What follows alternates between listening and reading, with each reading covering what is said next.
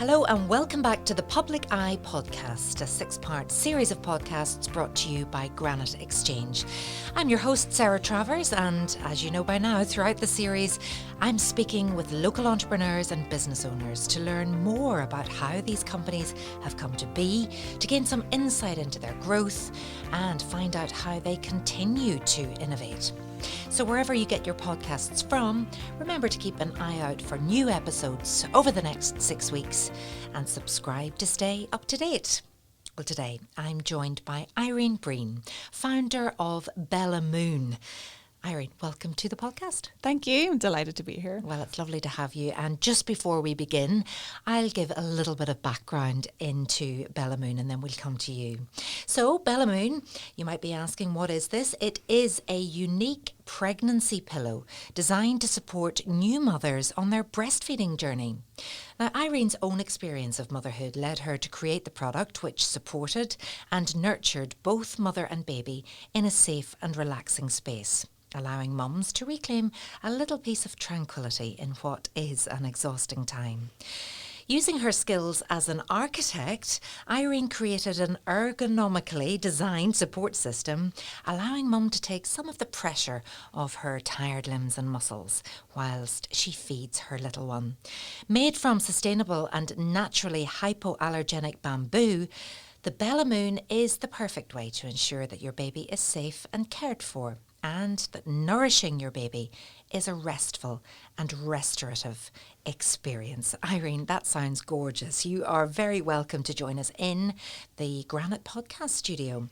So now that I've introduced Bella Moon to you and to the listeners, why don't we find out a little bit more about you and how it all happened? Obviously, what jumped out for me there in the introduction is you were an architect. Talk about transferable skills. So just about me. I have 2 little girls, Bella and Darcy, and my husband Connor, and we live in Saintfield. And yes, I studied architecture at Queen's University Belfast, and I was always really passionate about design. I mean, design is everything to me. I absolutely loved studying architecture. The creative process just set my soul on fire. I loved it.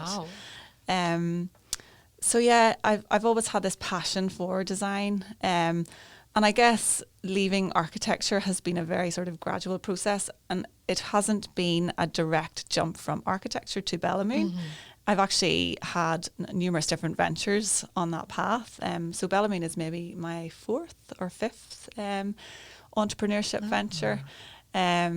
So yeah, it's certainly been a journey where I have done a few different things, learned lessons from them, and taken all those learnings and eventually came and designed Bella Moon itself. So design and creativity, though, is at the core of your essence, really. Yes, absolutely. Love it. Love design. But it's sometimes only when you've experienced something yourself and you see that there is something that the market needs. Exactly. And in your case, it was having your first baby. Yes, that's it. That's exactly it. And like the story of Bella Moon, it began when my daughter Bella was born. So she was a breastfed baby, and typical of most or nearly all breastfed babies, they will feed on demand maybe every 2 hours or so. Day and night, lucky. 24 hours a day, like it just doesn't stop. So like as a first time mother, I was completely shocked by this. No one tells you these things, do they? No, like I was totally unprepared, but very, very keen to continue to breastfeed, because when you're preparing for motherhood, you know, you are advised by the NHS that this is great and you should really try this. And so I was really keen to, you know, do the right thing as I'm told and try this. So I researched, you know, how do other mothers cope with this? Because it's so hard, isn't it? And there's such pressure then on women, and they feel, you know, like failures if they can't. Yeah. So, I mean, I was exhausted. So in order to manage my exhaustion, I discovered this position, which is called the lateral feeding position, which is where you can lie on your side to feed your baby as you're lying down on the bed. So I began trying this out to see, you know, if this would work. And maybe, I think Bella was maybe 2 days old, and I literally was tripping with exhaustion. So I tried it out, and it was like I felt this whole rush of love. And later I became aware that this rush of love is the hormone of oxytocin, Right. which is the love hormone, which comes out in breastfeeding. It's this whole intrinsic thing which creates a bond, an incredible bond between you and baby. So I felt this for the first time when I was lying in this lateral position. But I also felt absolutely terrified, because I was lying down and I had so many fears that, you know, Bella was going to roll off the bed, or I was going to roll into her. I was going to infringe into her space. You know, if my husband was present, that he was going to roll back on her, and I was spending all my time like wide awake and pushing him back. I was wrapping my legs into this position where I was completely static, where Rigid. I was rigid, where I would not move a single millimeter while I was feeding her. So I was taking her in and out of the bed, and I was just really, really tired, and I just felt like there has to be a better way to do this. So simultaneously, whilst I was on my maternity leave with Bella, I was doing an MBA at Queen's, and as part of my MBA program, we had an entrepreneurship module, and we had a lovely lecturer, Maura McAdam she was called, and she was basically training us on how to create a business, come up with an idea. You know, this is how people start businesses. So she explained, if you're going to start a business, there's kind of like 2 ways about it. You have a problem, and you either have you have a solution. You either have a vitamin solution, or you have a painkiller solution. So it's like a nice to have or a must have. And for me, it was simultaneously at exactly the same time as I was doing this module. She was like, look around your home, your environment, your day-to-day routine, and come up and write a business plan. Come up with a business plan on something that you feel will solve a problem. So I went away and I was like, what is a problem in my life? You know, what problem can I solve? And, you know, a lot of people would say they had their eureka moment lying in bed at night. Like I literally had my eureka moment lying in bed, because I was like, well, this is my biggest problem. This is my torture at the Yeah, minute. like, I mean, this is a real problem that exists for And it mothers can't throughout just the be world. you. You knew. I know that you'd stumbled. exactly. And I spoke to so many other mothers, and they experienced exactly the same thing. So I decided, okay, well, I am going to create, this is my painkiller, and I'm going to write my business plan around this for my entrepreneurship module. And that's really how it started. And then after I did the module, I was like, well, my husband said to me, you know, I'm the kind of person that's always coming up with ideas, and he's always sort of like, no, Irene, that's not very good, or that's not very good. And I sketched this one out, and he looked at it and he said, what's that you're drawing there? And I explained what it was, and he's like, that's a really good idea. So because he said that, and he had, you know, dismissed 1,000 other ideas, I was like, well, I actually think, well, he believes in this, so I'm maybe onto there is something. something here. So did a lot of research, did a lot of, searching around baby retailers, the internet, to see what actually existed already that, you know, I could use. And there was nothing there that solved my problem. So I contacted some contacts in Invest NI, and I was like, how do I start this? Where do I actually begin? So somebody pointed me in the direction of a program through Belfast Met. I remember it clearly. It was called Innovate Us, and it basically allowed people with ideas to make their own prototype. So I was like, okay, sign me up. I definitely want to do this. And I went to Belfast Met, and they basically gave me a mentor, Lorna, who taught me how to use a sewing machine. She taught me how to design my own product. So basically went home, and I said to my husband, right, I'm going to lie down on the floor with Bella. We're going to take an old sheet out of the cupboard, and you're going to draw around me in this position.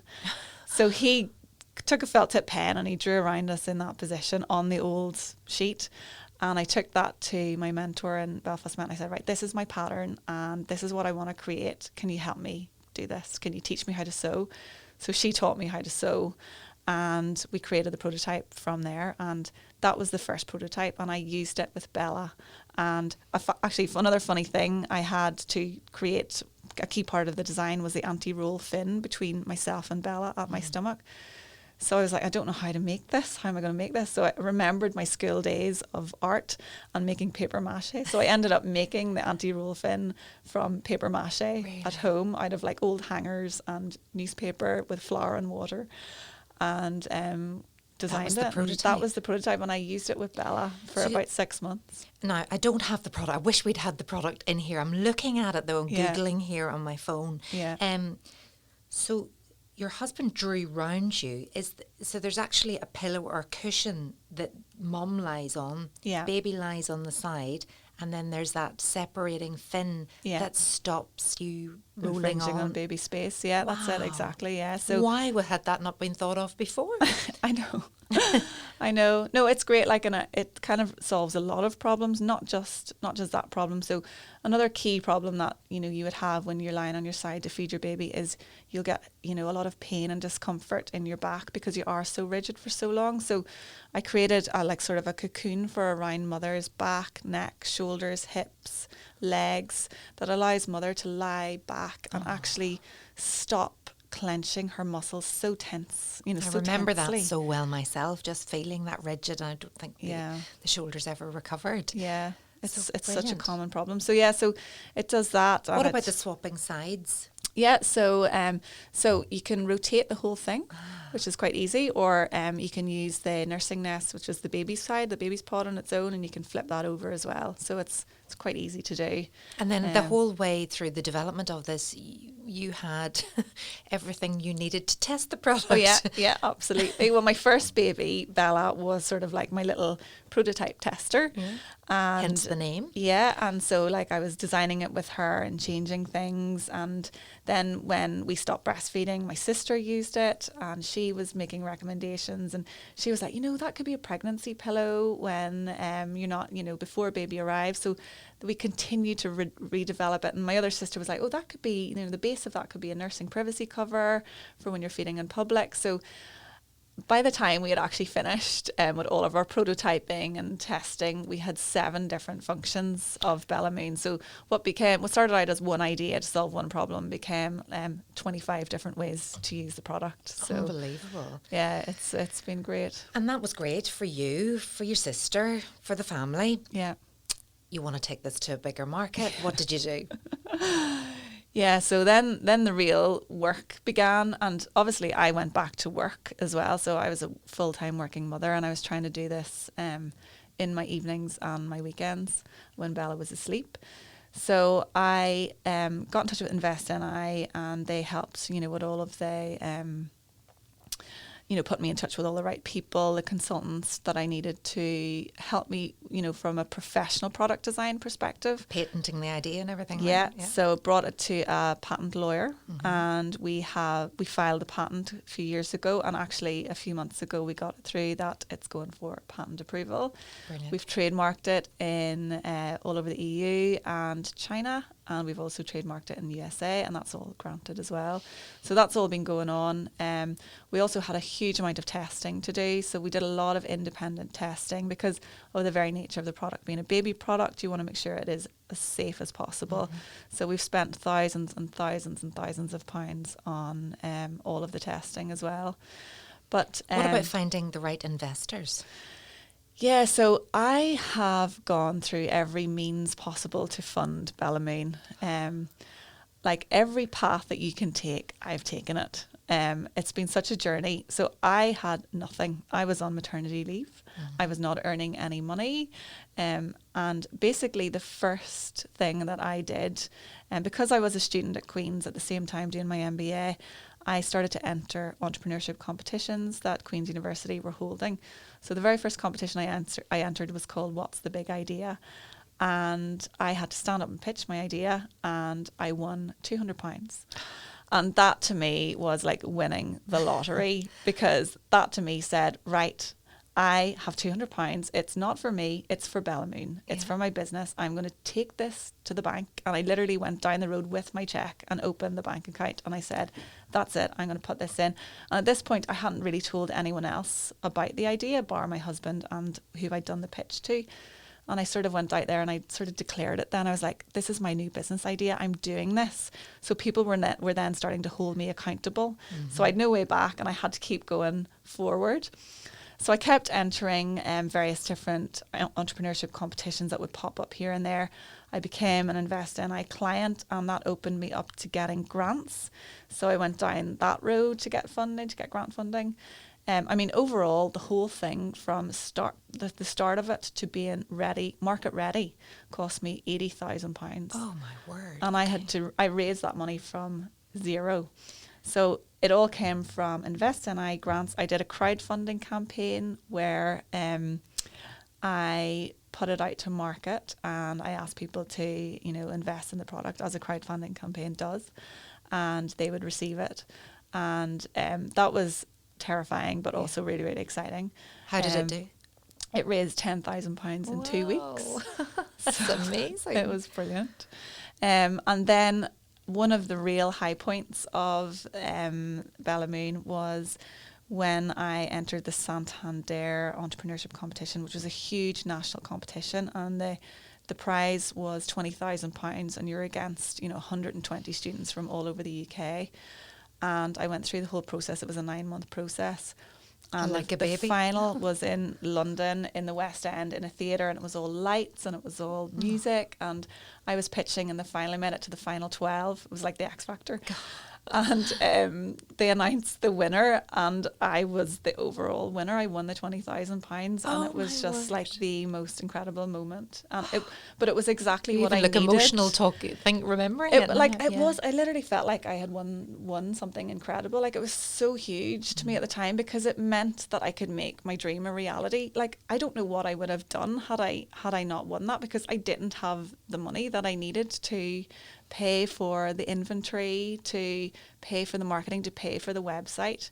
I mean, all these things happened at just the right time, almost like serendipity. It all sort of fell into place. It was a combination. Because of your hard work too, though. I was going to say it probably wasn't luck. I think it was a combination of a lot of hard work, a lot of dedication, working, every hour until it all fell into place. Yeah, and then also being, the right time as well. I think it was, all the timing was quite good. So ultimately then I launched Bellamoon at, I launched it online, because online is the way forward. And the following week I launched it at the baby show in London. But I remember so well my first sale. It was, my husband and I went to Pizza Express, and we were sitting in Pizza Express, and all of a sudden my phone just went cha-ching, because your phone makes a little cha-ching noise when you get a sale. And I was just like, what's that noise? I'd never heard that before. And it was my first sale. So we were sitting in Pizza Express, and it was just like, oh my goodness, we've just had a sale. Like, I literally wanted to get up and dance around the restaurant. Was it one item? Just one sale. And that was it. And after that, then the sales started to come in slowly but surely as we became more well known, and as people heard about the product. And I mean, I had hardly any money for marketing. Like, it was a couple of £100 a month I would spend on marketing. So, it was all very low key. This podcast is sponsored by Granite Legal Services, a niche business and immigration law practice located in the heart of Newry City. Granite Legal Services provides legal advice to both individuals and companies alike across a wide range of industries, from employment, commercial or corporate law matters to immigration law. Granite Legal Services focuses on providing legally sound, practical advice to its clients. To get in touch, visit www.granitelegalservices.co.uk or email us at inquiries@granitelegalservices.co.uk today. Were you doing it mostly yourself? I mean, you didn't have to. You hadn't got the money to pay for a big advertising company. No, so what did you use? Socials or what channels? Yeah, or what? Really low cost social ads. So where did that first sale come from? I think, because I had built up a Instagram community and I had told my story on Instagram, there was a lot of people who were like really excited about it, and they were like, I can't wait for you to launch it and I can't wait to buy it. And when I launched it, I obviously went out to my community and I said, okay, it's now live. And I think a few hours passed and I was like, oh, tumbleweed. Like, why? Where's all the people that said they wanted to buy it? And then eventually there was the cha-ching, and then they started to come after that. It was like, oh, phew, thank goodness for that. There was a bit of a lag, a time delay between launching it and the sale coming. The pressure. It was. I was like, what? What have I done the wrong thing? Oh, but no, it goodness me. worked out really well. And hopefully that was the first of many sales. Yes, and then we had the launch in the Olympia the following weekend. And I mean, I talk about it was me on my own. The royal we. Flying over to London with all these like products and those like stand displays, Pop-ups and like oh my goodness, like breaking my back trying to get from the airport to the Olympia and setting this up, and it was so overwhelming. For the first time, I'd never done anything like this before. Hugely daunting to do that all on your own, but I suppose you had a little baby as well. So do you bring Bella, or do you leave her at home? No, she stayed at home. She was with, I think, her grandparents at the time when pre-COVID days, and my husband flew over on the Sunday to help me with the stand, and my sister, who lived in London, gave me a bit of help as well. So, and how did it go when you introduced it in the London market? It was incredible. Like, I remember the Royal College of Midwives came over, and they were like, "We've never seen anything like this before. This is so good." And I was practically in tears because validated I by them. So good to hear this. Yes. And my first customer, I'll just never forget her. She was the loveliest person. Her and her husband, they came over and they were like, "What is this?" And I explained it to them, and it was their first baby. And they were like, "Oh, we'd like to buy one." And I was like, "Yeah, are you for real? Oh, you're you sure? you really want to like give me your money for this? Like, I can't believe I created this, and this is actually happening." So there was those real sort of like pinch me moments that were happening at the very early stages, getting your first sales, talking face to face to your first customer, But seeing that's all these probably happening. why they wanted to buy from you, because you were there, you'd walked the walk, you knew exactly what the issues were, and you'd found a solution to a really big problem for people. It is. Talk me through then. I mean, it's so exciting, and it's very humbling to hear your experience and the emotion just watching you now. You're going through it all again.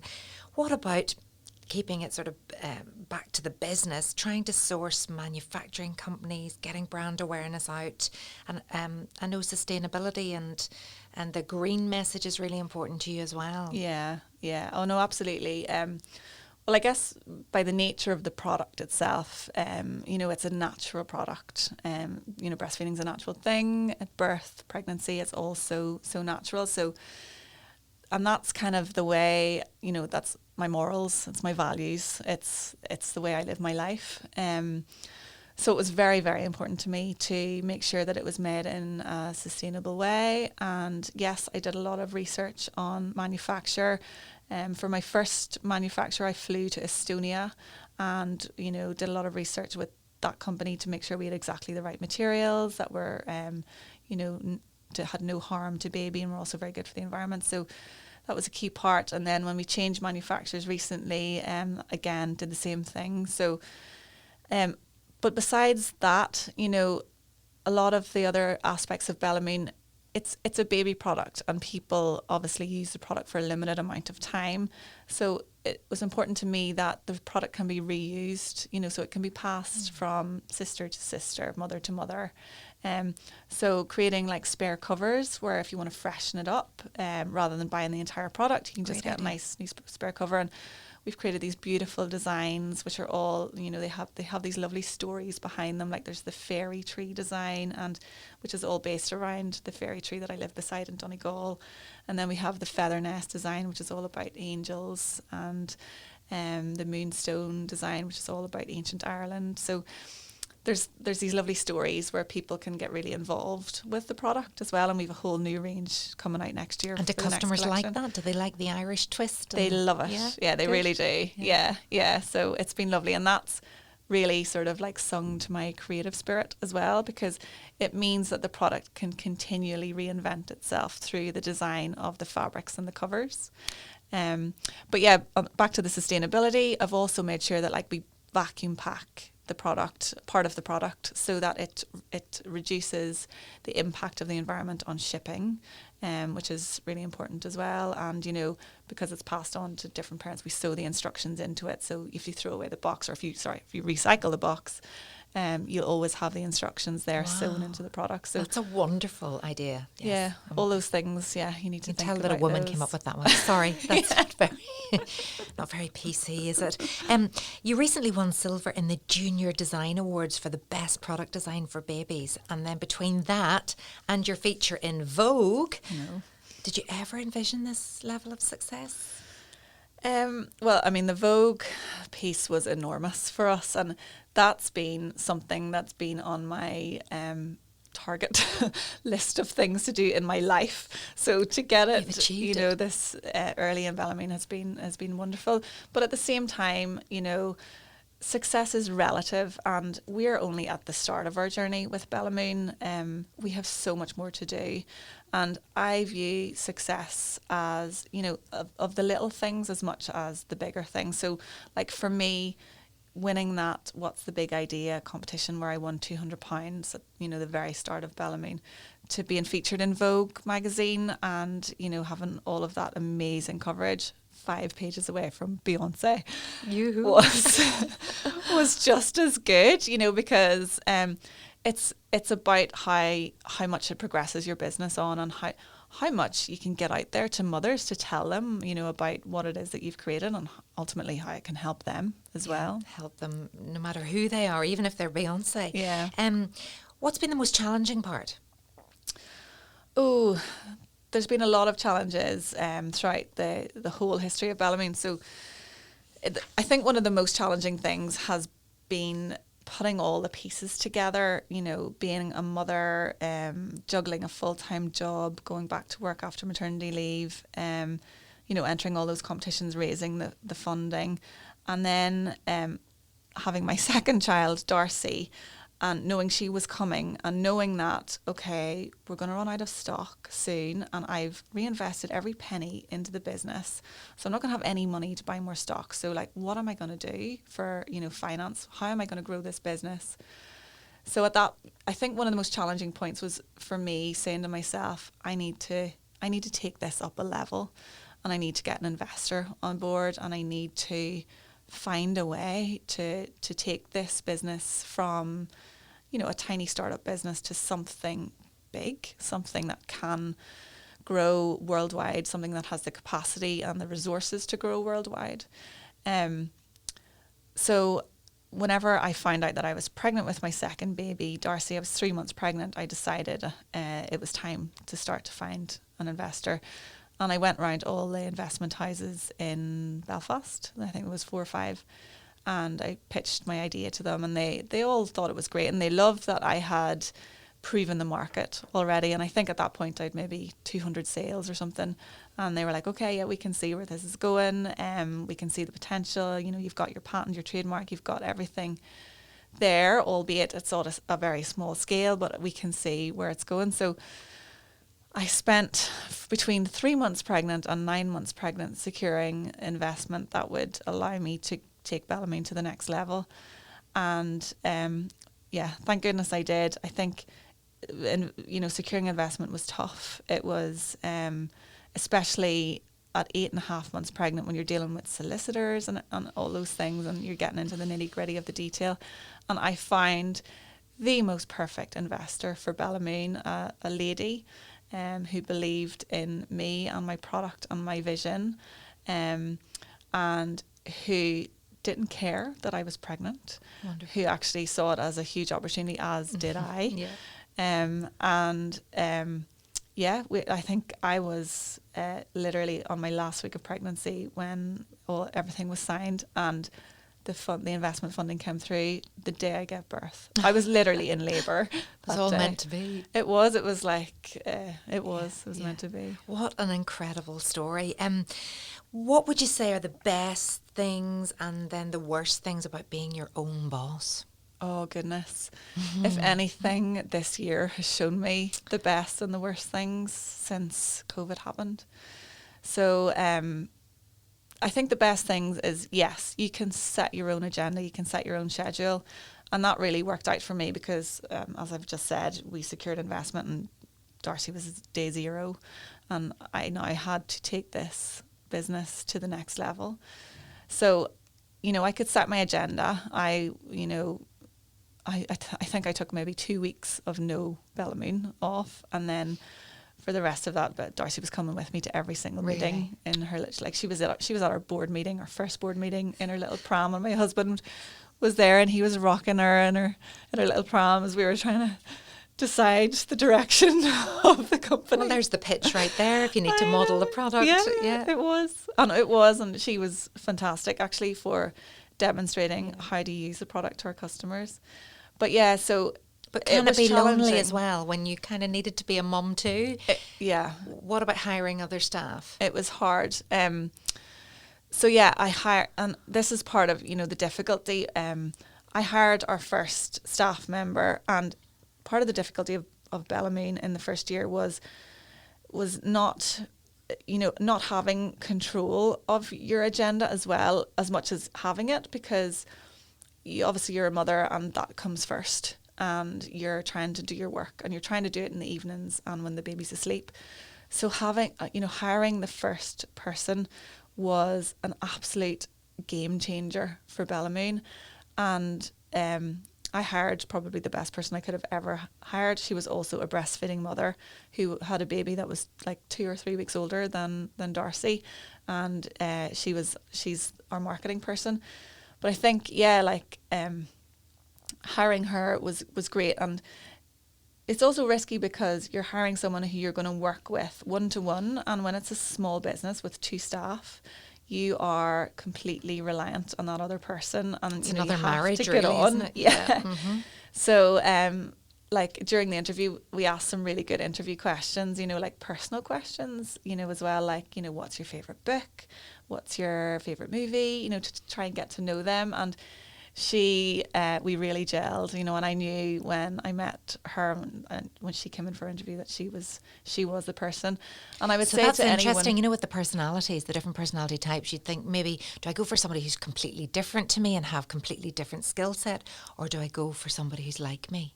Yeah, I chose someone who was better than me. Oh, right. And I chose that because I knew I know my own skills and I know what my limitations are.